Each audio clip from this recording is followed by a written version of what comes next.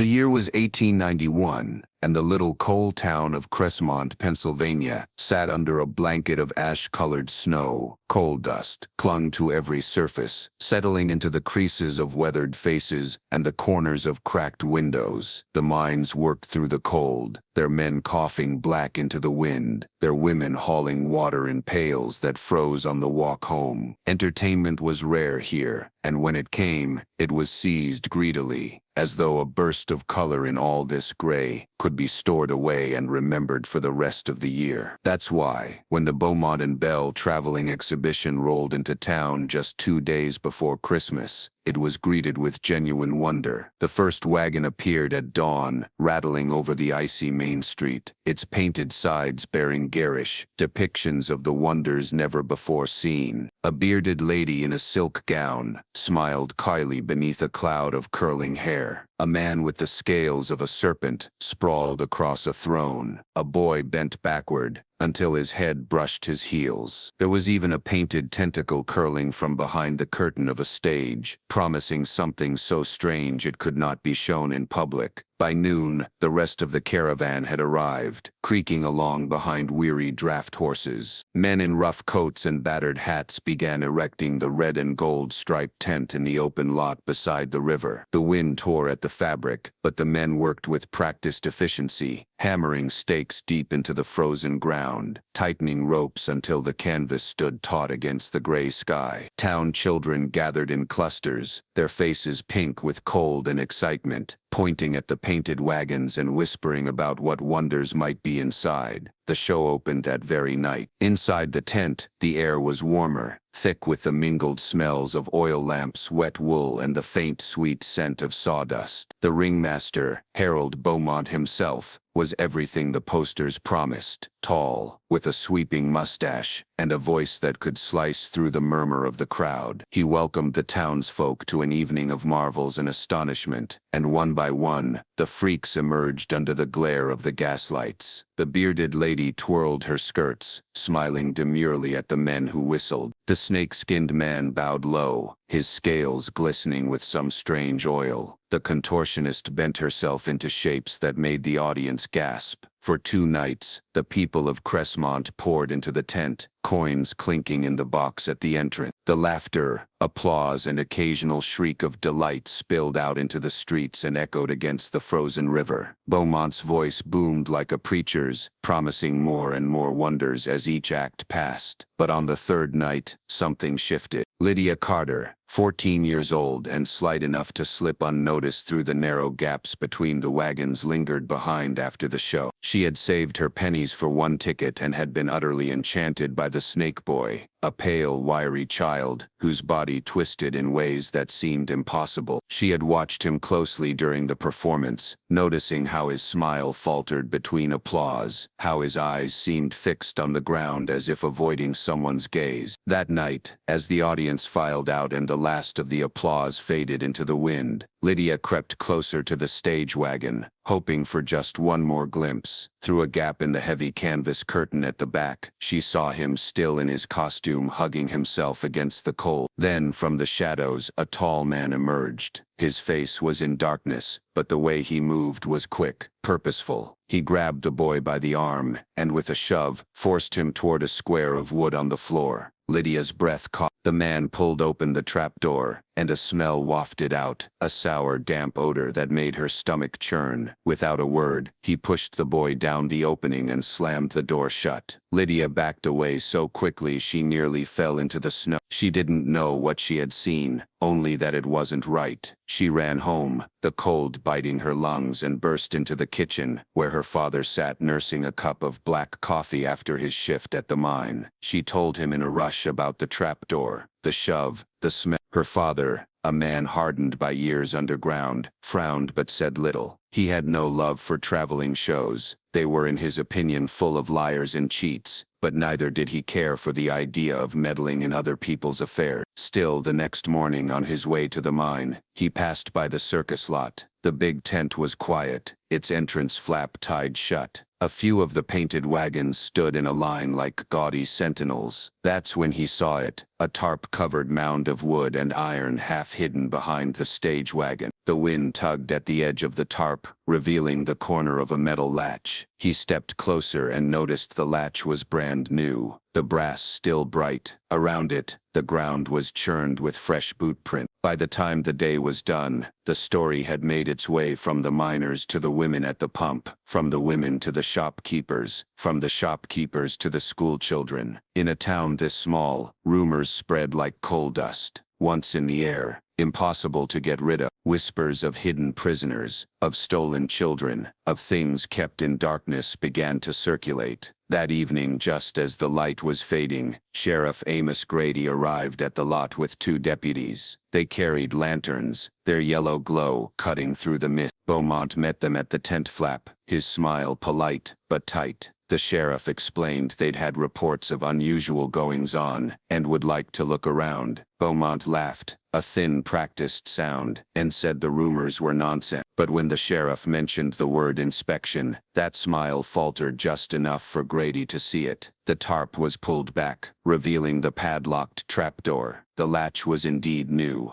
the wood around it scraped as if from recent hammering. Beaumont protested loudly as the sheriff's keyring jingled in the cold air, but the sound of the lock snapping open silenced him. When the trapdoor creaked upward, the first thing to rise was the smell, a rank damp odor that seemed to come from deep underground. One deputy coughed and held a gloved hand over his mouth. The lantern light spilled into the blackness below, illuminating a narrow set of stairs, disappearing into shadow. Somewhere down there, faint but unmistakable, came the metallic clink of chain. The sheriff glanced at his men, then started down the stairs, the wooden steps groaning under his weight. Each breath brought the smell sharper into his lungs. Sweat, mold, something else he didn't want to name. The deputies followed, lanterns casting narrow cones of gold against wet stone walls. And then, in that sickly light, the shapes emerged, human shapes, hunched and still, their eyes wide and reflecting the flame, like animals caught in the dark. The sheriff froze for half a heartbeat at the sight, the lantern trembling slightly in his grip. The damp stone walls curved inward like the inside of a root cellar. But there was no food here, only bodies, 17 of them, men, women and children shackled at the wrists or ankles, their chains bolted into the mortar. The iron links rattled softly as a few of them flinched against the sudden light. They were dressed in the remnants of their stage costumes. Sequined fabrics now hung in tatters, silk dyed with sweat stains, ruffled collars sagging from dampness. Their faces were pale and drawn, the skin stretched tight over sharp cheekbones. Every breath seemed labored, visible in the chill air. One man sat with his back against the wall, his legs drawn up to his chest. His skin glistened faintly, not from sweat, but from an unnatural sheen, the snake man Lydia had seen in the tent. Without the glare of the stage lamps and the glistening oil Beaumont had rubbed into his skin, he looked more like a prisoner than a marvel. His eyes followed the sheriff's movements, but he didn't speak. Near him was the bearded lady, or what remained of her signature feature. Large patches of her beard were missing, ripped away so roughly the skin beneath was raw. The contortionist was there too, her knees bound with a strip of rope so she couldn't stretch or walk. A boy of no more than 12 sat in the far corner, clutching his knees, his head bent low as if trying to make himself smaller. Sheriff Grady swallowed hard, forcing his voice to sound steady. "We're getting you out of here," he said, though his words felt too small for what he was seeing. He nodded to his deputies, who moved to the nearest prisoner, and began working at the chains with cold numbed fingers. The clink of metal echoed in the low room. The prisoners didn't cheer, didn't even move much at first. Most just stared. A few blinked against the lantern light, their eyes watery from long exposure to darkness. One woman whispered something in a language Grady didn't recognize, her voice so faint, it was almost lost in the damp air. Above them heavy footsteps creaked on the boards. Then Beaumont's voice boomed down the stairs, full of irritation and mockery. "Sheriff, you've no business down there. Those are my performers, my property. They're kept where they won't run off between shows. You'll not find a law in Pennsylvania says I can't manage my own company." Grady's jaw tightened. "What you call managing,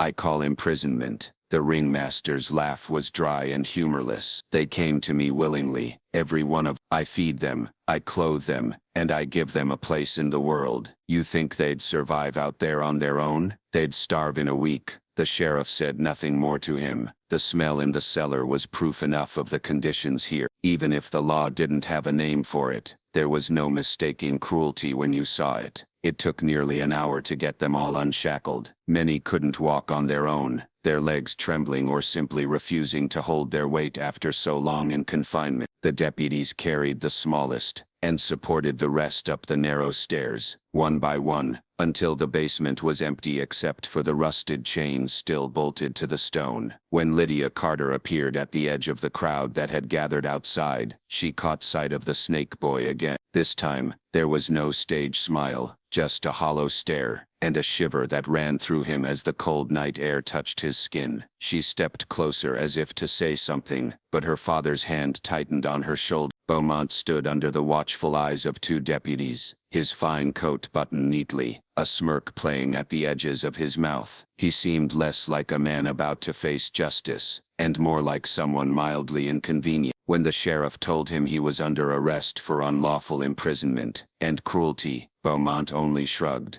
as if the outcome was already written in his favor. The rescued performers were taken to the church basement, the only place in town big enough to hold them, and warm enough to keep the frostbite from worsening. Lanterns glowed in every window as blankets were fetched, bread and hot broth prepared. Some townsfolk stood at the doors, unsure if they should enter, unsure if the people inside were victims or the same strange curiosities they'd paid to see under the tent just nights ago. In the lot by the river, the big top sagged in the cold, the wind snapping its rope. The painted wagons stood silent, their bright colors dulled under a coat of frost. Somewhere inside one of them, the trapdoor still hung open, its steps leading down into the empty dark. The circus, which had rolled into Cressmont with fanfare and glitter, had ended in whispers and the clink of chains. And for the first time in years, the people of the town had seen what lay behind the curtain, and they would never look at a traveling show the same way again. The next morning, Cressmont woke to a sky the color of lead and the sound of hammers striking wood. The circus lot was half dismantled, deputies moving through it like men picking a battlefield clean. The tent was coming down in pieces, each section of canvas folded and carted to the sheriff's wagon as evidence. The painted banners, once so vivid,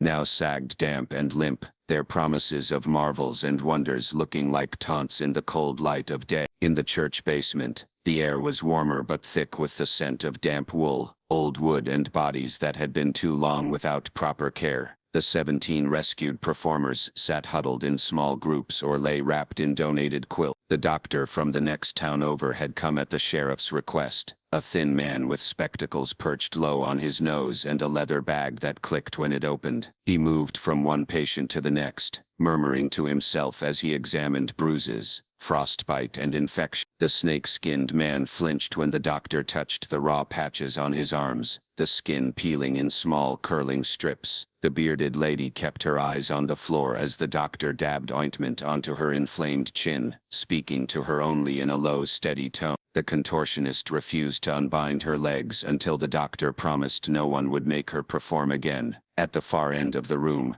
Lydia Carter hovered in the doorway, her breath forming clouds in the chill that crept up from the stone floor. She had begged her father to let her come, bringing a small loaf of bread she'd hidden away from supper. The loaf sat in her hands now, still warm from the hearth, but she wasn't sure who to give it to. Every face in the room was thin and unfamiliar, yet she recognized all of them from the tense performances. It was strange to see them without the bright lights and painted smiles. Sheriff Grady sat at a table in the corner, his hat pushed back on his head, a ledger open before him. One by one, he was trying to record their names, ages, and where they came from, though it wasn't going well. Some spoke no English, others gave only first names, a few didn't speak at all, their voices gone hoarse from disuse or their trust too broken to offer answers. One boy, Lydia's snake boy, sat slouched in a chair with a blanket over his shoulders, staring at the floor. When the sheriff asked him where he was from, the boy only whispered,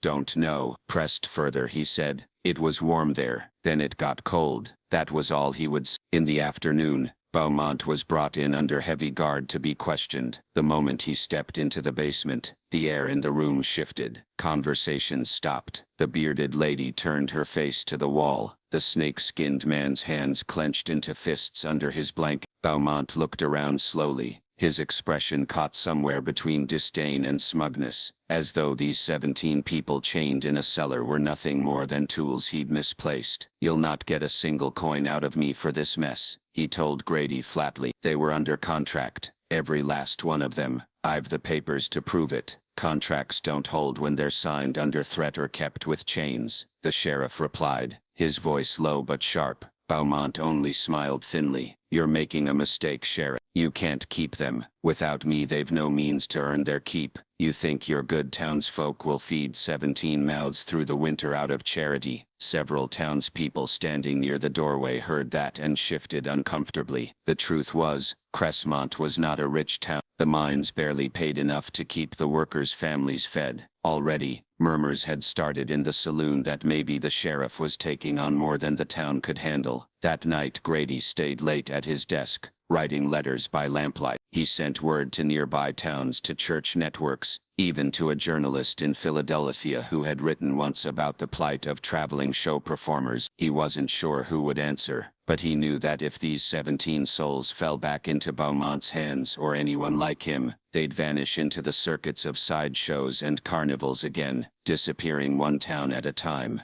Outside, the wind rattled the shutters of the sheriff's office. In the church basement, the performers tried to sleep, some curled up on the floor, others lying stiff on borrowed cots. From time to time, someone would stir, a chain still clinking faintly on their ankle or wrist where the iron had rubbed the skin raw. The sound seemed to linger in the air, an echo of the dark cellar beneath the stage wagon, a reminder that even though they were free of it now, the darkness wasn't done with them yet. Harold Beaumont's trial drew more attention to Cressmont than the town had seen in a generation. Word spread quickly beyond the coal valleys. Stories in Philadelphia papers described him as the master of the freak show, and painted Cressmont as the little mining town that had stumbled upon a horror worthy of the penny dreadful. Journalists began arriving by train, stepping off onto the snow-dusted platform with leather satchels, notebooks, and that particular gleam in the eye of men who smelled a sensational headline. The courthouse was a squat brick building with a steeple-like clock tower, its inside heated unevenly by a coal stove that popped and hissed in the corner. On the first day of the hearing, the benches were packed. Miners in soot-stained coats, shopkeepers in Sunday best, and townsfolk who had never seen a legal proceeding in their lives, all pressed shoulder to shoulder. At the front sat Beaumont, clean-shaven and dressed in a dark wool suit, looking every inch the respectable businessman. Only the faint curl of his lip betrayed his irritation. The prosecution painted a picture of calculated cruelty. Sheriff Grady was called to the stand first, his voice steady as he described finding the trapdoor, the stench that rose from it, and the 17 human beings chained to stone walls below. He spoke of their injuries, their fear, their malnourished. When asked how many of them had been kept in the cellar at once, he said, "All of them, every single night between shows." Then the doctor took the stand, detailing frostbite, untreated wounds, and what he called signs of deliberate deprivation. He explained how some of the captives' muscles had atrophied from being unable to move freely for months at a time. His voice was clinical, but more than one person in the room shifted uneasily as he spoke. When the defense had their turn, they leaned heavily on the notion of ownership and contract. Beaumont's lawyer, a lean man with a hawk's face and a voice like cold steel, argued that these performers had entered agreements willingly, that the conditions were part of the trade, and that his client had provided them with food, shelter, and employment in a competitive business. "These are not prisoners," the lawyer said, "but professionals bound by the terms of show business." It was then that the survivors themselves were brought forward. The bearded lady, wearing a borrowed shawl, kept her eyes fixed on the floor as she described being beaten when she asked to leave. The contortionist, still unable to fully straighten her legs, told the court in a trembling voice that she had been locked in the cellar for 3 weeks once as punishment for refusing to perform during an illness. The snake-skinned man spoke only briefly, saying he was never paid a cent in 3 years, and had been told he would be sold to another show if he complained again. The youngest, the boy of 12, was hesitant to speak at all until the judge coaxed him gently. In a voice barely above a whisper, he told of being taken from his home after his parents died, promised a life of travel and excitement, only to find himself locked in darkness night after night. "I thought maybe that was how life was now," he said, his eyes darting to the floor. The room was silent when he finished, the only sound the slow tick of the clock on the wall. Beaumont was finally called to testify. He leaned back in the witness chair, speaking with the confidence of a man who believed himself untouchable. He admitted to chaining the performers but insisted it was for their own good, to prevent them from wandering into danger or being poached by rival shows. When asked if he considered them free to leave, he laughed, a sharp, unpleasant sound, and said, "Where would they go? They'd starve before they made it to the next town." The judge's expression hardened at that, but the law in 1891 was not as clear as the outrage in the room. Pennsylvania had no specific statutes addressing the kind of captivity Beaumont practiced. The charges were reduced to unlawful imprisonment and cruelty, serious, but far less than what many in Cressmont felt he deserved. When the verdict was read, guilty on both counts, sentence of 2 years in a Pennsylvania penitentiary, there was a ripple of satisfaction through the crowd, but also a quiet unease. 2 years felt like a blink for the suffering they'd heard described. Beaumont took the sentence without visible emotion, buttoning his coat as the deputies led him away. Outside, snow had begun to fall in slow, heavy flakes. The journalists scribbled their final notes, already shaping the story for readers miles away. Some townsfolk lingered on the courthouse steps, watching the prison wagon roll off down the road. A few muttered that they'd not seen the last of Harold Beaumont. Others prayed they had. In the church basement, the 17 survivors were told of the sentence. Some nodded faintly. Others said nothing at all. For them, the trial was just another performance, one that ended with applause perhaps, but not with the safety they truly needed. The man who had held their chains would be gone for a while, but the world beyond Cressmont was still full of showmen who knew how to find people like them and take them. In the weeks after the trial, the church basement became less a shelter and more a quiet ward for recovery. The air still smelled faintly of damp stone, but the heat from the coal stove reached into every corner, and the stacks of donated blankets were high enough to keep even the harshest nights at bay. The townsfolk, at first cautious and curious, began to bring food, clothing, and supplies without being asked. Some came from families who could scarcely afford to give it all. The survivors began to speak more freely, though rarely in long conversations. It came out in fragments, pieced together over cups of broth, or while sitting near the stove. One man, his arms still mottled from old shackles, spoke of being recruited in Chicago after an accident at the steel mill left him unable to work. A woman said she had been purchased outright from another traveling show when she was 16. The contortionist revealed that she had been lured from her home in New Orleans with promises of fame, only to find herself bound in a wagon before she even performed her first act. The boy who had once been the snake child became a quiet focus of the town's attention. Lydia Carter often visited him, bringing bread or a jar of preserves from her mother's pantry. He never told her his real name, but in time he began to speak a little more. He admitted that before Beaumont there had been another man, and before that another, different faces, same chains. "They pass you along," he said one night, staring at the stove's flickering fire. "Like a thing. You start to forget what your voice sounds like." Sheriff Grady kept in contact with officials in Philadelphia, hoping to find homes for those who wanted them. A few of the survivors expressed a desire to return to family, if they could be found. Others, with no one left to claim them, began to talk about staying in Cressmont. The bearded lady, whose real name was Ada, offered to help in the town's small sewing shop. The contortionist, though still walking with difficulty, helped at the schoolhouse, where the children were fascinated by her stories, though she left out the darkest parts. But there were also some who resisted the idea of settling down. A tall, silent man, with a scar across his cheek once billed as the Giant of the Orient, told the sheriff flatly that he intended to find work with another show. When asked why, he shrugged. "It's the only work I know. At least now I can choose where I go."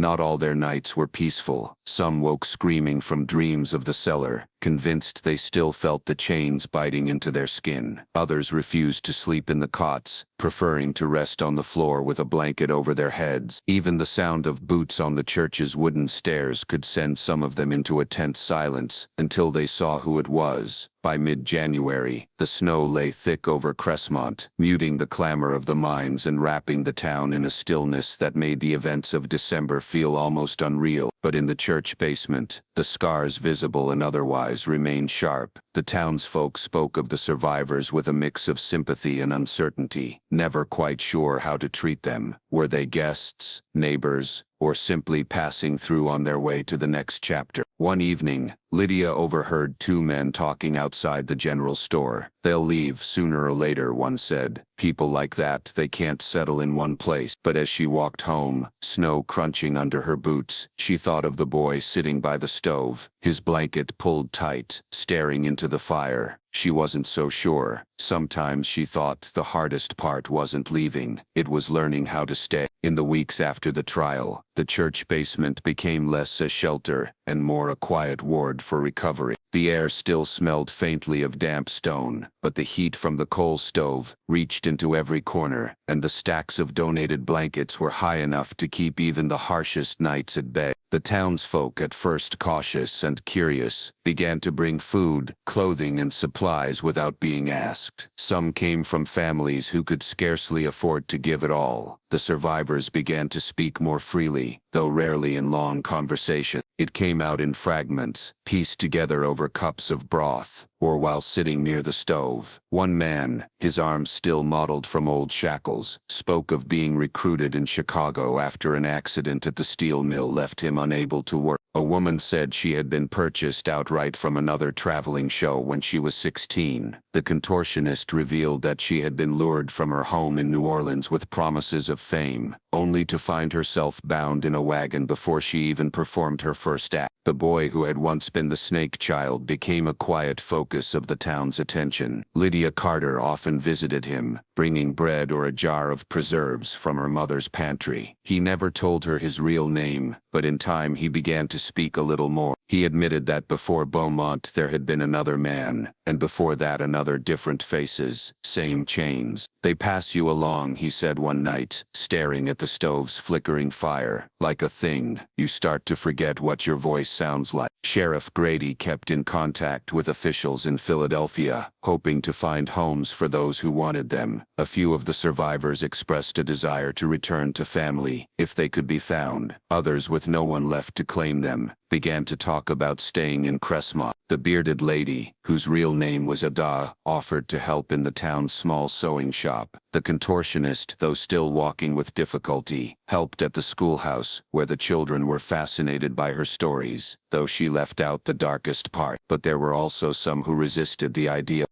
of settling down. A tall, silent man, with a scar across his cheek once billed as the Giant of the Orient, told the sheriff flatly that he intended to find work with another show. When asked why, he shrugged. "It's the only work I know. At least now I can choose where I go." Not all their nights were peaceful. Some woke screaming from dreams of the cellar, convinced they still felt the chains biting into their skin. Others refused to sleep in the cots, preferring to rest on the floor with a blanket over their head. Even the sound of boots on the church's wooden stairs could send some of them into a tense silence, until they saw who it was. By mid-January, the snow lay thick over Cressmont, muting the clamor of the mines and wrapping the town in a stillness that made the events of December feel almost unreal. But in the church basement, the scars, visible and otherwise, remained sharp. The townsfolk spoke of the survivors with a mix of sympathy and uncertainty, never quite sure how to treat them. Were they guests, neighbors, or simply passing through on their way to the next chapter? One evening, Lydia overheard two men talking outside the general store. "They'll leave sooner or later," one said. "People like that, they can't settle in one place." But as she walked home, snow crunching under her boots, she thought of the boy sitting by the stove, his blanket pulled tight, staring into the fire. She wasn't so sure. Sometimes she thought the hardest part wasn't leaving, it was learning how to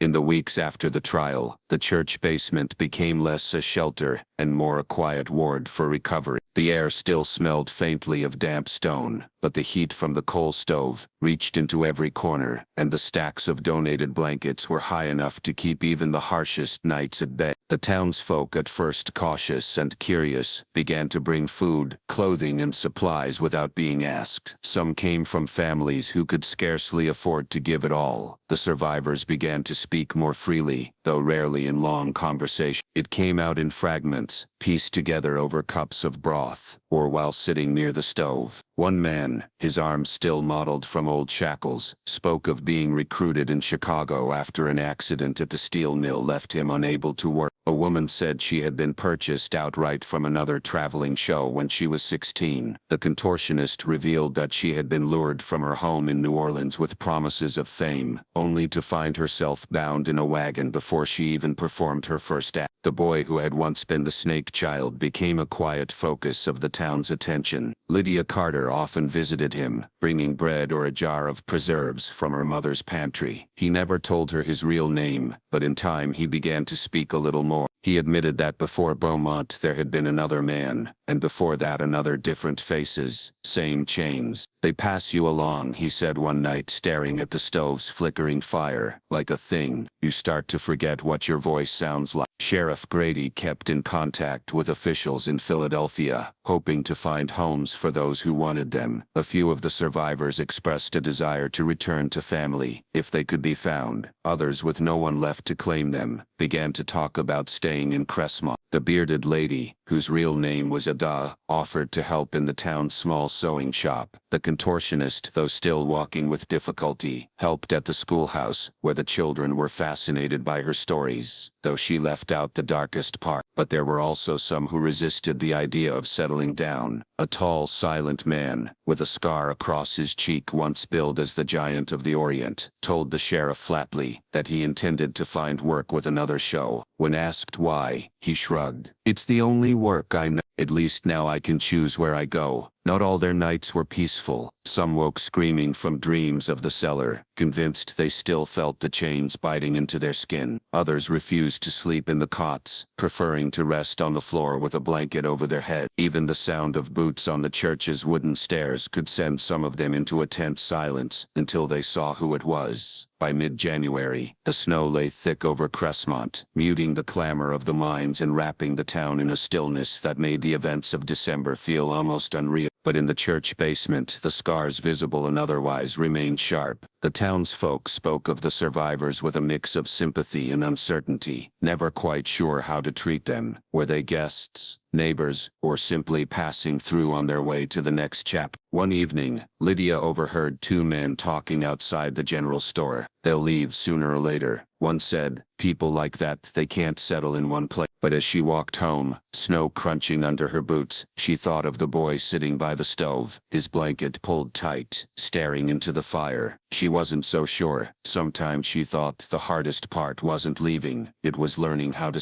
By February, the story of the basement of horrors had faded from the front pages of the Philadelphia and New York papers, replaced by fresher scandals and tragedies. But in Cressmont, it lingered, like the coal dust that never quite washed from a miner's skin. The survivors were still living in the church basement, though the space had begun to feel more like a limbo than a refuge. Sheriff Grady knew their situation couldn't last. Supplies were wearing thin, and the town's patience was quietly fraying. No one said it outright, at least not in front of him, but he'd caught whispers in the saloon and in the back aisles of the general store. "We've done what we can," some said. "They're not our responsibility forever." The sheriff tried to place the survivors with families in nearby towns, but few were willing to take them in. There was an unspoken fear, as if these people carried the stain of the freak show with them. Even when a place was found, it didn't always last. The Giant of the Orient lasted only 3 days with a coal hauler's family, before vanishing in the night. The contortionist, despite her charm with the school children, left quietly one morning, leaving nothing but a folded note thanking the town and a pair of worn shoes by her cot. Then came word from the state penitentiary. Beaumont, even from behind bars, had filed petitions to reclaim what he called his company. His lawyer, argued that their removal from his custody had been unlawful, and without Beaumont to speak for them, they had no legal status. It was an outrageous claim, but in 1891, the law was a net full of holes. The sheriff feared that if someone with the wrong sort of influence decided to pull at the threads, these people could be dragged back into the very life they'd been freed from. The tension grew sharper when a man was spotted on the edge of town in early March. He was seen twice, once near the old river lot where the circus had been, and again standing across the street from the church. No one knew his name, but one of the survivors swore they'd seen him before, working as a roustabout for a different traveling show. After that, some of them began sleeping in shifts, afraid the night might swallow them back into the dark without warning. Lydia Carter kept visiting the basement when she could, bringing what little she had: a jar of beans, a loaf of cornbread, a scarf she'd knitted with clumsy stitches. She tried to talk to the boy she'd first seen shoved through the trapdoor. He'd grown stronger, his cheeks a little fuller, but his eyes still darted toward the door whenever footsteps approached. "You think he'll come back?" she asked one evening, when the church was quiet. The boy didn't look up from the fire. "Not him," he said, "but someone. There's always someone." The words settled between them like falling ash. She wanted to tell him he was wrong, that here he was safe, that the people of Cressmont wouldn't let anyone take him again, but she couldn't make herself say it. In her heart she wasn't sure it would be true. That same night, a storm rolled in from the west, the wind howling through the narrow streets, and snow piling against the church doors. In the flickering lamplight, the survivors huddled closer to the stove, their faces lit in warm gold while the wind shrieked outside. For a little while, it almost felt like the chains had been broken for good. Almost, spring came slow to Cressmont, the snow retreating in stubborn patches that clung to the hillsides like old memory. The thaw brought mud, swollen creeks, and with it the uneasy sense that the town was shifting back to its old rhythms. Coal wagons rattling down Main Street, the smell of fresh bread drifting from the bakery, and the children playing without glancing toward the abandoned fairground. For the survivors, life was less certain. A handful had managed to find work, odd jobs in stables, laundry, or the sawmill, but most drifted in a quiet half-existence, neither part of the town nor entirely apart from it. They moved through Cressmont like shadows that no one quite knew how to greet. Sheriff Grady kept watch even when he wasn't in uniform. He'd walk the alleys at night, lantern in hand, listening for the sound of wagon wheels or the crack of a whip. In the evenings he sometimes sat on the church steps, smoking and staring toward the western road, half expecting a caravan of painted wagons to come rumbling over the ridge. Lydia Carter saw less of the boy in the months that followed, though each time she did, he stood a little straighter. One afternoon, she brought him a small book, a battered collection of dime novel tales, and was startled to see him smile for the first time. It was a small thing, but it felt like proof that maybe the darkness could loosen its grip, even if it never truly let go. But Cressmont couldn't keep them all. By midsummer the survivors began to leave, some with families willing to take them in, others simply vanishing down the road without a word. It was as if the wind had scattered them and no one knew where they landed. The boy stayed longest, but one August morning, Lydia found his cot empty, the book she'd given him sitting neatly on the pillow. No note, no footprints but his own. The fairground remained untouched that year, the big top long since rotted away, the basement where the chains had clinked now nothing more than a damp, echoing hole in the earth. Grass began to grow over the trapdoor. Children dared each other to go near, but most wouldn't. The place had a way of making the air feel heavy, like the past was still watching. In the years that followed, Cressmont spoke less of the freak show. New families came, old ones moved away, and the photographs in the sheriff's office faded to sepia gold. But every so often, an unfamiliar wagon would pass through town and those who remembered would fall silent, their eyes following, until it disappeared around the bend. And on certain nights, when the wind was just right, some swore they could hear it again, the faint rattle of chains, the low murmur of voices, and the quiet weeping of someone deep below, waiting for footsteps on the stair. If you want, I can now write you a haunting outro narration for Basement of Horrors that ties it all together for a chilling series ending. That would give it the perfect closing hook for your horror crime form. They say time buries all wounds, but in Cressmont, some wounds lie just beneath the soil, shallow enough that the right storm could wash the dirt away. The fairground rotted into memory, the chains rusted to dust, and the names of the 17 became whispers no one dared to speak aloud. but history has a habit of circling back, and evil, it never truly dies, it just changes its mask. So, when you pass through a small town and see an old tent pitched by the roadside, or hear the faint notes of calliope music drifting through the night air, don't go close, don't pull back the curtain, because some doors once opened lead straight to the basement, and in the dark, the chains are always waiting.